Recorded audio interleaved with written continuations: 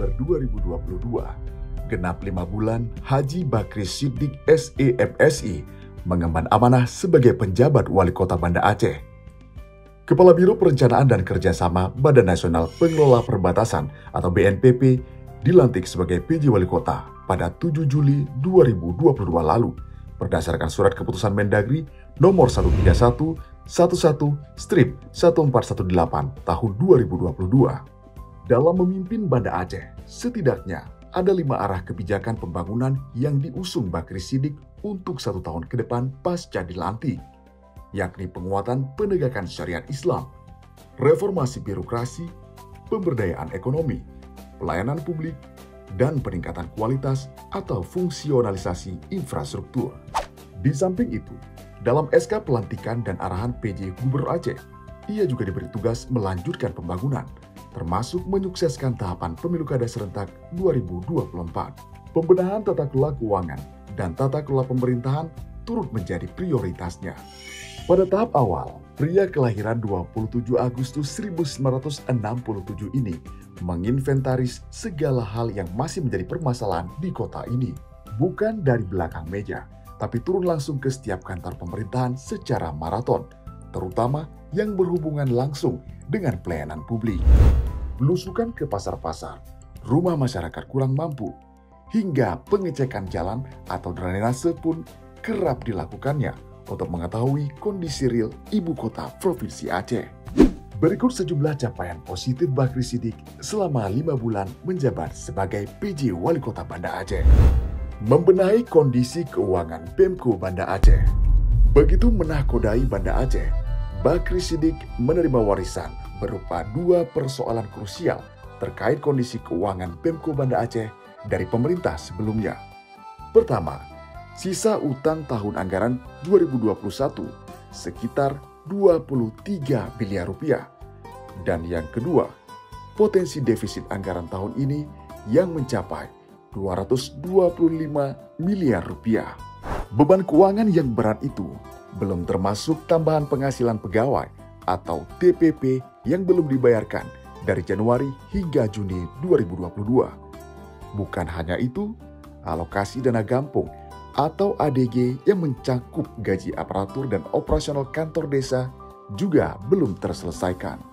Karena menyangkut hidup orang banyak, kelancaran roda pemerintahan, dan mendongkrak perekonomian Gampung yang merupakan ujung tombak pembangunan kota, Bakri langsung mengambil langkah-langkah strategis dengan menginstruksikan sekda dan kepala dinas terkait untuk menyelesaikan masalah ini. Terkait dengan potensi defisit anggaran, hal itu akan terjadi apabila seluruh program dan kegiatan pembangunan sebagaimana termaktub dalam APBK murni tahun 2022 tetap dilaksanakan. Menyikapi hal tersebut, Bakri Siddiq menginstruksikan pencermatan anggaran untuk diakomodir dalam APBKP tahun 2022. Pencermatan atau rasionalisasi terhadap APBK 2022 mutlak harus dilakukan. Mau tidak mau, langkah ini harus diambil untuk menyehatkan kondisi keuangan Pemko Banda Aceh. Dengan catatan agar tetap memperhatikan kemaslahatan bersama plus program-program yang bersentuhan langsung dengan masyarakat. Setelah melakukan asistensi anggaran dengan seluruh OPD, tahapan konsultasi dengan legislatif, dan serangkaian pembahasan secara intensif dalam rapat paripurna Dewan, akhirnya rancangan kanun perubahan APBK Kota Banda Aceh tahun anggaran 2022 secara resmi diterima dan disetujui untuk kemudian ditetapkan sebagai kanun. Berbeda dengan APBK 2021 yang ditetapkan dengan peraturan wali kota, APBKP 2022 disetujui oleh seluruh fraksi legislatif. Kebijakan yang diambil Bakri Siddiq pun membuat kondisi keuangan Pemko Banda Aceh semakin sehat. Salah satu imbas positifnya, TPP pegawai mampu dibayarkan 4 bulan secara berturut-turut pada bulan Juli, Agustus, September, dan Oktober tepat waktu. Nominal per bulannya mencapai 8 miliar rupiah. Bahkan menjelang akhir tahun, pembayaran TPP pegawai dilakukan 2 bulan November dan Desember sekaligus. Kemudian ADG tahap pertama Januari hingga Mei 2022 juga bisa dicairkan pada Agustus lalu.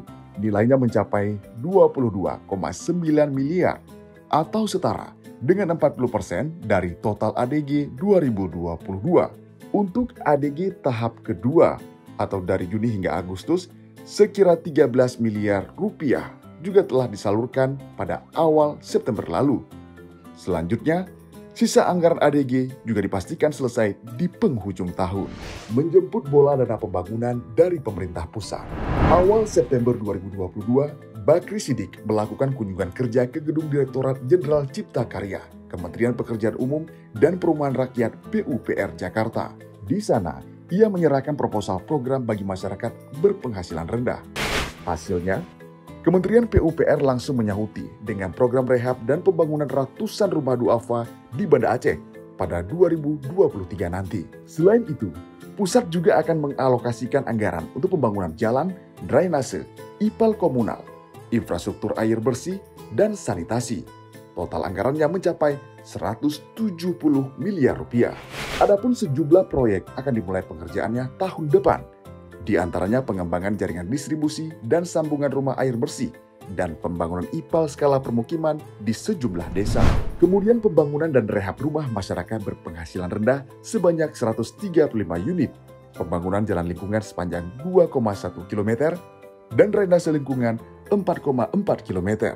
Bukan hanya itu, Pemko Banda Aceh juga akan melakukan penanganan long segmen terhadap Jalan Hasan Saleh di kawasan Nesu, mulai dari Simpang Lamlagang hingga lapangan Jasdam.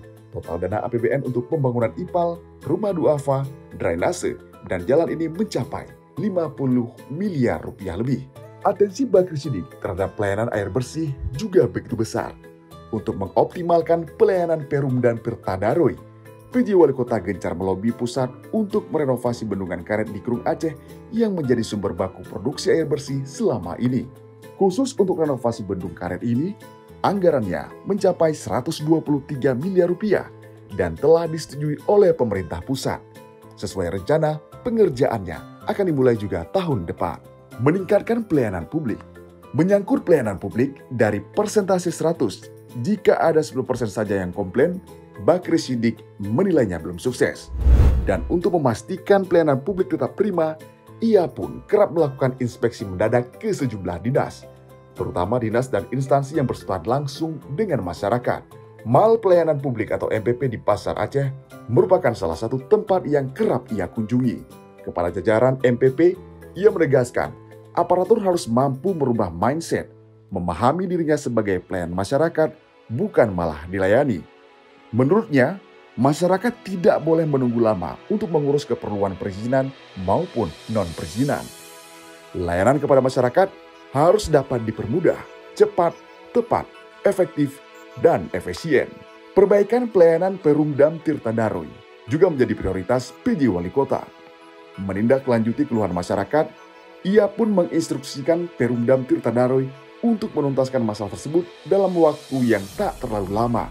Dalam waktu 3 atau 4 bulan pasca pelantikannya, Tirtadaroy harus mampu melayani pelanggan dengan lebih baik. Di samping renovasi bendungan karet yang anggarannya sudah disetujui pemerintah pusat, Bakri Siddiq juga tengah mengupayakan tambahan reservoir di kawasan Lambu.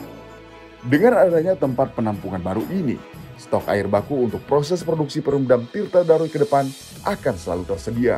Seiring sejalan, ia menginstruksikan pembenahan terhadap jaringan perpipaan bocor dan tumpang tindih yang mempengaruhi tekanan air ke rumah-rumah warga agar terus diintensifkan hingga Perumdam Tirtadaroy bisa menjangkau hingga ujung pelayanan. Menurunkan prevalensi stunting. Berkat beragam program intervensi yang dilakukan Pemko Banda Aceh dan stakeholder terkait, angka prevalensi stunting di Banda Aceh terus menurun hingga tercatat sebagai yang terendah di Provinsi Aceh. Secara berturut-turut, penurunannya terjadi mulai dari Juli 2022, di mana angka stunting masih tercatat 19%.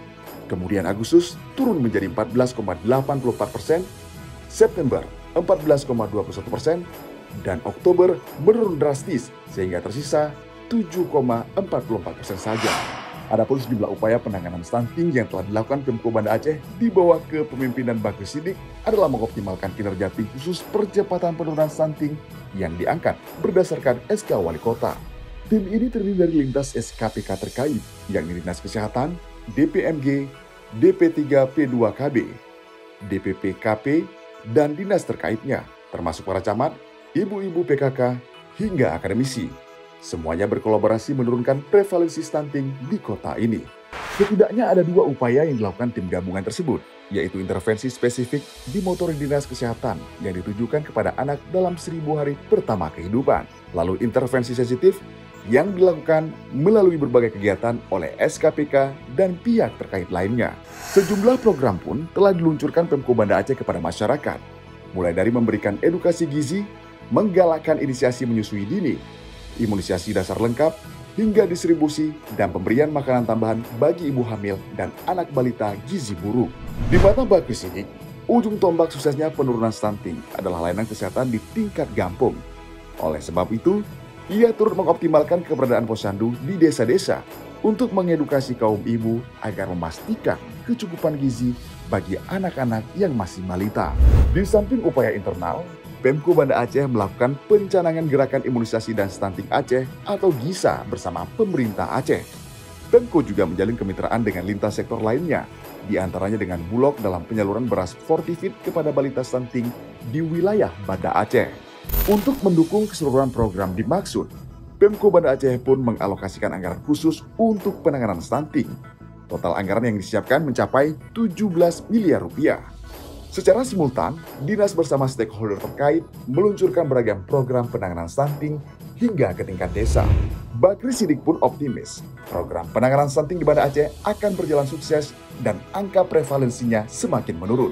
Pemko Banda Aceh di bawah kepemimpinan Bakri Siddik akan terus menggalakkan beragam program pro rakyat untuk memastikan pembangunan yang berkelanjutan di kota Banda Aceh. Tujuan utamanya tentu saja peningkatan perekonomian dan kesejahteraan bagi seluruh masyarakatnya.